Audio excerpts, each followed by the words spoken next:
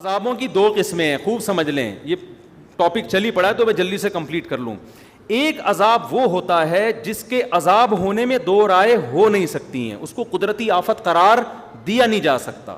وہ اللہ پراپر ارادہ کرتا ہے کہ میں اس قوم کو تباہ کرنا چاہتا ہوں اور اس کی کوئی سائنٹیفک لاجک نہ بھی ہو تو میں کیا کر دوں گا، اس کو تباہ کر دوں گا۔ جیسے قوم عاد پہ عذاب آیا، قوم لوط پہ عذاب آیا، قوم سمود پہ عذاب آیا۔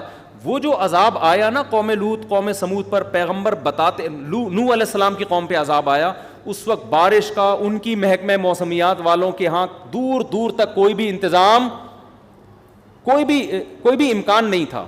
یہی وجہ ہے کہ قرآن کہتا ہے نوح علیہ السلام جب کشتی تیار کر رہے تھے تو قوم مذاق اڑاتی تھی کہ نہ کوئی قریب میں دریا ہے نہ سمندر ہے، اور اس موسم میں ویسے بھی بارش نہیں ہوتی، کبھی بھی بارش نہیں ہوئی ہے، دور دور تک بادل کا کوئی ٹکڑا نظر نہیں آ رہا، اور یہ ایسے ڈرے بیٹھے اتنی بڑی کشتی بنا رہے ہیں جیسے پتہ نہیں کیا ہونے والا ہے۔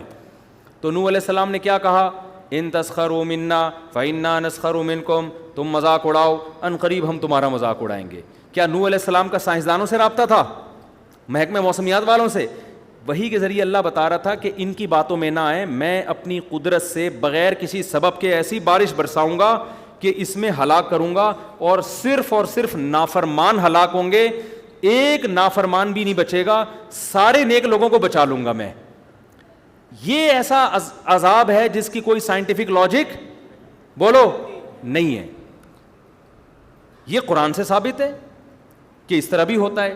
قوم عاد پہ جو عذاب آیا، فلما رأوه عارضا مستقبلا فلما رأوه عارضا کیا ہے وہ آیت بھائی، فلما رأوه عارضا مستقبل اودیتهم قالوا هذا عارض ممطرنا، جب انہوں نے بادل کا ٹکڑا، وہ حضرت ہود علیہ السلام بار بار قوم سے کہہ رہے تھے کہ اب عذاب آ رہا ہے، اب میں جا رہا ہوں بستی چھوڑ کر، اب کیا آ رہا ہے، اللہ کا عذاب۔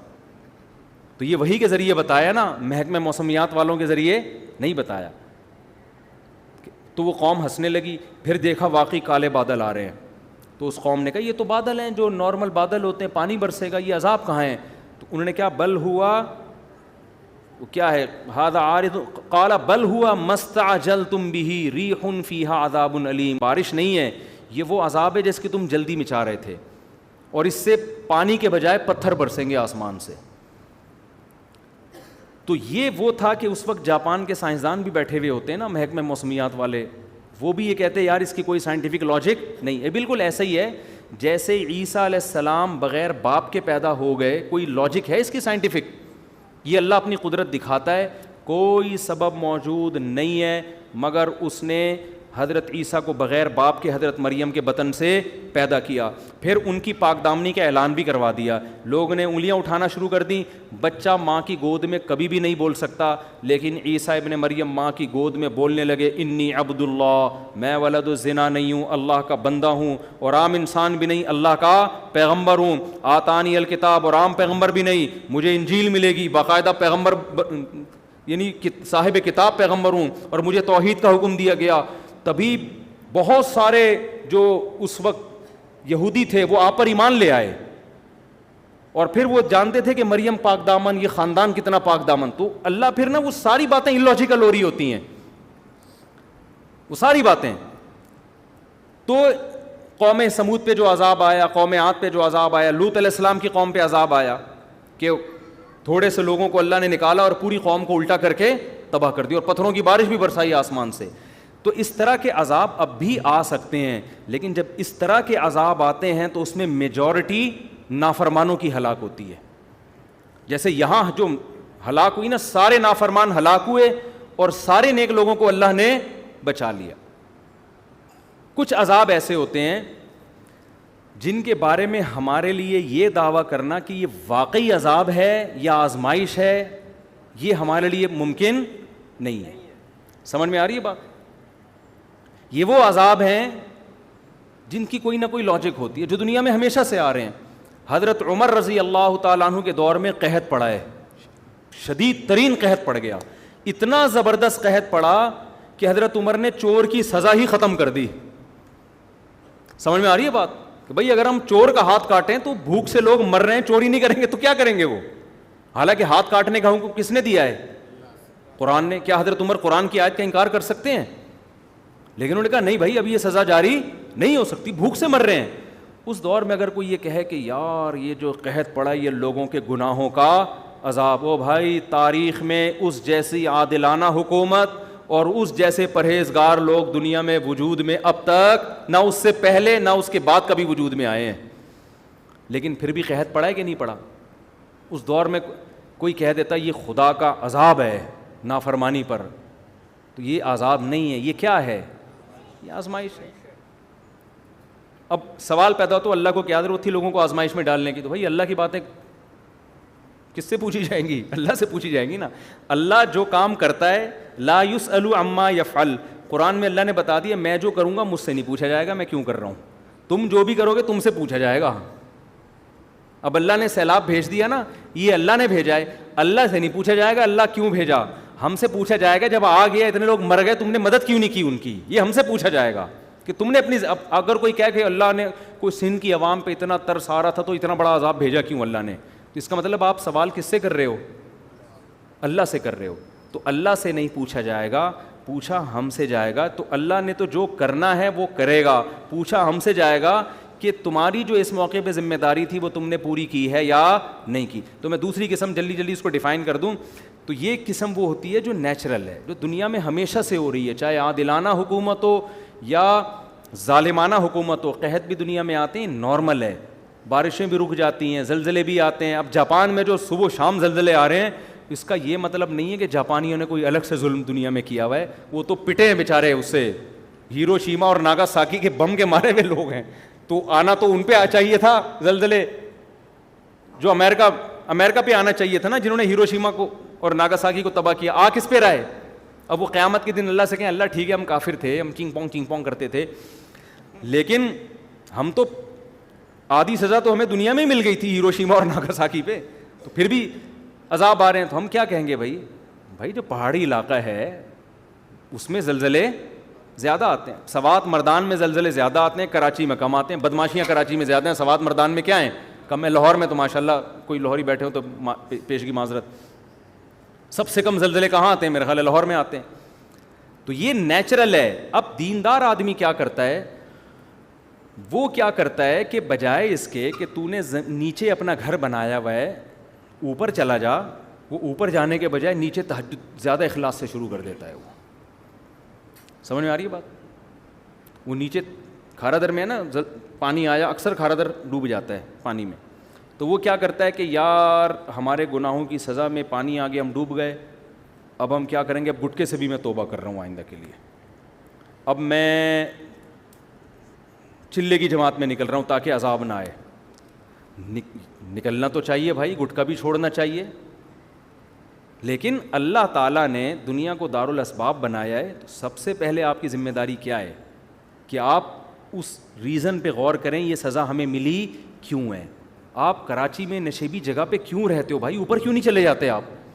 اس پہ بھی لوگ، اور یہ بھی جرم ہے گناہوں، اگر یہ گناہ کی وجہ سے عذاب آیا ہے نا تو نیچے رہنا بھی ایک گناہ ہے. کہ جب آپ کو پتہ ہے کہ ملک میں ڈیم ہے نہیں، جن کے پاس وسائل ہیں، جن کے پاس وسائل نہیں ہیں وہ تو بیچارے مجبور ہیں نا، جن کے پاس وسائل ہیں میں ان کی بات کر رہا ہوں. جب آپ کو پتہ ہے کہ نیچے ہمارے ملک میں ڈیم نہیں ہے اور تباہی آتی ہے تو آپ کو خود بھی تو خیال کرنا چاہیے نا. اب آپ جاپان میں جا کے مضبوط عمارت بناؤ اور زلزلہ پروف نہ ہو، تو آپ وہاں روزانہ سہ روزے کا اجتماع رکھو گے، فضائل اعمال کی تعلیم ہوگی نا. جو کافر شراب پی رہے ہیں نا نائٹ کلب میں، وہ بچ جائے گا زلزلے میں، آپ کیا ہو جاؤ گے؟ انا للہ ہو جائے گا آپ کا. تو اس میں اللہ کا قصور نہیں ہے، اس میں قصور کس کا ہوگا؟ آپ کا. کہ جب آپ کو پتہ ہے کہ اس جگہ زلزلے زیادہ آتے ہیں، آپ نے زلزلوں سے بچنے کی کوشش کیوں نہیں کی؟ تو عذاب بعض دفعہ خالصتاً عذاب ہوتا ہے، اور بعض دفعہ جو ہوتا ہے اس میں ہم 100% یہ نہیں کہہ سکتے کہ عذاب ہے، وہ قدرتی حادثہ بھی ہوتا ہے، لیکن حدیث میں اس کو بھی عذاب کہا گیا ہے. کس معنی میں کہا گیا وہ میں بھی بتاتا ہوں. جیسے حدیث میں آتا ہے کہ حضرت عائشہ رضی اللہ تعالیٰ عنہ نے نبی سے عرض کیا یا رسول اللہ یہ طاعون کیا چیز ہے جو وبا پھیلتی ہے نا طاعون؟ آپ نے فرمایا عذاب یبعثہم اللہ علی من یشاء من عبادہ، اللہ کی طرف سے ایک عذاب ہے جس پہ چاہے اللہ مسلط کر دیتا ہے. لیکن آگے آپ نے فرمایا کہ اہل ایمان کے لیے اس کو رحمت بنا دیتا ہے. تو اس سے پتہ چلا کہ اس کا عذاب ہونا یقینی ہر ایک کے لیے نہیں ہے, یہ قدرتی حادثے ہیں. تو جتنے بھی قدرتی حادثے دنیا میں ہوتے ہیں, ایک تو وہ دو حادثوں کی قسمیں سمجھ میں آ گئی نا. ایک تو وہ جو قوم لوط قوم نوح پر, اس کی کوئی سائنٹیفک لاجک نہیں تھی, اللہ نے اپنے ارادے سے جیسے حضرت ابراہیم کو آگ میں بچا لیا اور بغیر باپ کے حضرت عیسیٰ کو پیدا کر دیا, تو بغیر کسی لاجک کے اللہ نے آسمان سے پتھر برسا کے قوم کو ہلاک کر دیا. لیکن کچھ ہوتے ہیں جن کی سائنٹیفک لاجک ہوتی ہے. دنیا میں جب گیس اتنی نکل رہی ہے نا, تو زلزلے خود بخود آئیں گے. کتنی گیس کتنا پیٹرول تو ہم نکال رہے ہیں نا, تو نیچے سے زمین خالی ہو رہی ہے کہ نہیں ہو رہی؟ تو جب زمین ذرا سرکتی ہے کہ تھوڑا سا یہاں سے خالی ہو گئی ہوں, تھوڑا سا اپنا ادھر کروٹ لوں میں, تو زمین کی کروٹ چھوٹی کروٹ بولو وہ بڑے بڑے پہاڑوں کو ہلا دیتی ہے. وہ تھوڑی سی یوں ہی لاکھوں لوگ یوں ایسے یوں ہوئے کہ اب دوبارہ پرانی پوزیشن میں آ ہی نہیں رہے. تو یہ جو اس قسم کے حادثات ہوتے ہیں, ان کے بارے میں نبی صلی اللہ علیہ وسلم نے دو ٹوک بتا دیا کہ یہ نافرمان کے حق میں عذاب ہیں, فرما بردار کے حق میں کیا ہیں؟ رحمت. تو سندھ کی عوام یا بلوچستان یا KPK میں جو مصیبتیں آئی ہیں, تو نیک لوگوں کے لیے کیا ہے؟ یہ رحمت ہے. برے لوگوں کے لیے کیا ہے؟ یہ عذاب ہے. تو ہر قدرتی حادثہ وہ برے کے لیے عذاب ہوتا ہے, نیک کے لیے کیا ہوتا ہے؟ رحمت. اس سے پتہ چلا کہ وہ نیک پر بھی آ سکتا ہے. اس سے کیا پتہ چلتا ہے؟ وہ نیک پر بھی آ سکتا ہے. اب اسی میں آپ دیکھ لیں جو دینداروں کی حماقتیں, جب یہ کورونا پھیلا ہے نا, تو اس میں لوگوں نے کیا باتیں کرنا شروع کر دی تھی. میں بہت عرصے بعد کورونا پہ آیا ہوں, لیکن اب یہ ٹاپک کو سمجھانے کے لیے کہ جی مسجدوں میں نہیں آئے گا یہ کورونا. مسجدوں میں کیا ہوگا؟ ہم تو وہاں اللہ اللہ کرنے جاتے ہیں, وہاں وبا کیسے آئے گی؟ تو یہ تو حدیث سے یہ بات ثابت ہے کہ جتنی بھی قدرتی حادثات ہیں متاثر اس سے سب ہوتے ہیں. تبھی تو نبی نے فرمایا مومن کے لیے وہ رحمت بن جائے گی اور کافر کے لیے وہ عذاب بن جائے گی, نافرمان کے لیے عذاب بن جائے گی. تو نبی نے یہ تو نہیں کہا حضرت عائشہ سے کہ یہ طاعون اللہ کا عذاب ہے جس سے صرف کافر متاثر ہوگا, مومن کو یہ کچھ بھی نہیں کہے گی. یہ کہا نبی نے؟ کب کہے گی اس کو بھی, لیکن اس کے جب وہ تکلیف میں آئے گا تو گناہ معاف ہوں گے, مرے گا تو شہادت کا درجہ ملے گا. کیا خیال ہے؟ تو اس سے پتہ چلتا ہے بھائی وہ سینما گھر میں بھی جائے گی وبا, چاہے وہ کورونا ہو یا طاعون ہو, وہ مسجد میں بھی اسی اسپیڈ سے آئے گی جس اسپیڈ سے سینما گھر میں جا رہی ہے. تو لہذا اگر سینما گھر میں احتیاط کرنی ہے تو کہاں مسجد میں بھی اسی طرح احتیاط کرنی ہے. اب آپ یہ کہہ سکتے ہیں کہ جب نبی نے کہہ دیا کہ یہ وبا یہ رحمت ہے مسلمانوں کے لیے, تو رحمت تو لینی چاہیے نا, تو اس سے بچنا تو نہیں چاہیے. لہذا جب یہ رحمت ہے تو پھر تو طاعون کو گلے لگانا چاہیے. کوئی کووڈ کا مریض ہے, وہ ایک بندہ تھا نا کورونا کے دنوں میں, سگریٹ پی رہا تھا نا, کش لے رہا ہے, دھوئیں نکال رہا ہے بڑے بڑے سانس بھر کے. تو ایک بندہ اس کے پاس گیا, لڑکوں کی عادت ہوتی ہے نا جاتے ہی اس کے ساتھ کھانے میں شریک ہو جاتے ہیں, تو یہ گیا جاتے ہی سگریٹ لے کے کش لگایا اور کہا مجھے لگ رہا ہے تو بڑی ٹینشن میں ہے, میں چاہ رہا ہوں تیری ٹینشن میں تیرے ساتھ شریک ہو جاؤں. سٹا لگا کے بول رہا کیا ہوا؟ تو ٹینشن کیا ہے؟ کہہ رہا ٹینشن یہ ہے کہ مجھے کورونا ہوا ہے. بس ہم نے یہ اسی کی سگریٹ کے کیا کر رہا ہے, چھٹے لگانا شروع کر دیا اس میں. تو آپ یہ کہہ سکتے ہیں کہ جب یہ رحمت ہے تو پھر احتیاط کیوں کریں ہم؟ تو یاد رکھو یہ ایک اور شریعت کا اصول ہے کہ جتنی بھی آزمائشیں ہیں وہ اللہ کی رحمت اس وقت بنتی ہیں جب ان آزمائشوں سے ہم بچنے کی پوری کوشش کر لیں, پھر بھی اللہ مبتلا کر دے. اگر آپ ہی بچنے کی کوشش نہیں کر رہے تو پھر وہ حماقت ہے, پھر اس کو آپ رحمت نہ سمجھو. ارے ہر بیماری اللہ کی رحمت ہے یا نہیں ہے؟ حدیث میں آتا ہے بخار میں گناہ معاف ہوتے ہیں. حدیث میں آتا ہے بخار کی جو گرمی ہے نا, یہ جہنم میں جو مسلم کو عذاب ہونا تھا وہ گرمی کی شکل میں اللہ دنیا میں دے دیتے ہیں مسلمان کو. بخار بڑی حدیث میں بڑی فضیلت ہے کہ بخار کی وجہ سے جہنم کی آگ کیا ہوتی ہے؟ ٹھنڈی, گناہ معاف ہوتے ہیں. آپ نے کہا یار اتنی بڑی رحمت, آپ کیا کیا کہ جی مری میں برف میں جا کے سو گئے آپ. کہ یار میں چاہتا ہوں مجھے صبح کیا ہو جائے؟ تیز بخار ہو جائے. پھر جب 103 ہوا آپ نے کہا تھوڑی رحمت کا تقاضا اور چاہیے مجھے. سمجھ میں آ رہی ہے بات؟ یہی وجہ ہے کہ جب طاعون صحابہ میں پھیلا, صحابہ میں یہ حدیث پھیل گئی تھی کہ طاعون میں جو مرے گا وہ کیا ہوگا؟ شہید ہوگا. لیکن صحابہ کرام نے کیا کیا کہ لوگوں کو منتشر کر دیا, پہاڑوں کی طرف بھیج دیا. حضرت عمر رضی اللہ تعالیٰ عنہ نے ان پر بڑی ان کو اپریشیٹ کیا کہ انہوں نے حافظ ابن حجر رحمۃ اللہ نے اپنے دور کا یہ واقعہ لکھا ہے کہ ایک علاقے میں طاعون پھیلا تھا، تو لوگوں نے کیا کیا کہ اجتماعی طور پر دعا کا اہتمام کیا کہ بہت لوگ طاعون تو پہلے بہت اسپیڈ سے پھیلتا تھا، ایسے جنازے. تو لوگوں نے کیا کہ ابن حجر رحمۃ اللہ نے یہ واقعہ لکھا ہے کہ لوگ نا سارے علماء اور بزرگان دین اور ساری عوام جمع ہو گئی جنگل میں، کیا کہیں صحرا میں جا کے نا مل کے زور زور سے اللہ سے دعا مانگتے ہیں، گڑگڑا کے، تاکہ بیماری ختم ہو جائے. ابن حجر نے لکھا کہ جب وہ اجتماعی سطح پہ گئے دعا مانگی تو بیماری کم ہونے کے بجائے اور بڑھ گئی. کم ہونے کے بجائے کیا ہو گئی؟ اور وجہ کیا ہے؟ ابن حجر نے لکھا کہ وجہ یہ تھی کہ یہ بدعت کا ارتکاب کیا انہوں نے، اس لیے کہ ایسے موقع پہ میدان میں جمع ہو کے اجتماعی دعا حدیث سے ثابت نہیں ہے. حدیث سے تو نماز استسقاء میں ثابت ہے کہ اجتماعی طور پہ جمع ہو کے دعا مانگیں، یہ تو آپ نے اپنی طرف سے، لیکن اس کی ایک سائنٹیفک لاجک بھی ہے کہ بھائی اسلام پہلے آپ کو احتیاط کا حکم دیتا ہے، اس کے ساتھ دعا کا حکم دیتا ہے. سمجھ میں آ رہی ہے بات؟ بیماری جب یہ سب کو پتا ہے کہ طاعون کی بیماری ایک دوسرے سے لگتی ہے، اس زمانے میں بھی سب کو پتا تھا، تبھی تو لوگ ایسے علاقوں میں جاتے نہیں تھے جہاں طاعون پھیلا ہوا ہو. تو جب یہ ایک دوسرے سے لگتی ہے تو آپ جب جنگل میں صحرا میں سارے اکٹھے ہو جاؤ گے تو طاعون کے جراثیم یہ نہیں دیکھیں گے کہ کس کام کے، آپ فلم دیکھنے کے لیے اکٹھے ہوئے یا تہجد کے لیے اکٹھے ہوئے. جرثوم وائرس پہ کوئی فرق نہیں پڑتا، تو آپ اسباب اختیار نہیں کر رہے، جبکہ شریعت ہمیں کسی بھی کام میں کامیابی کے لیے سب سے پہلے اسباب اور پھر اللہ سے دعا. جو بعض لوگ کہتے ہیں نا سب سے پہلے دعا پھر اسباب، ان کا بھی ایک صحیح مطلب ہے، ان کا مطلب ہے کہ اسباب سے بچنے کا اہتمام تو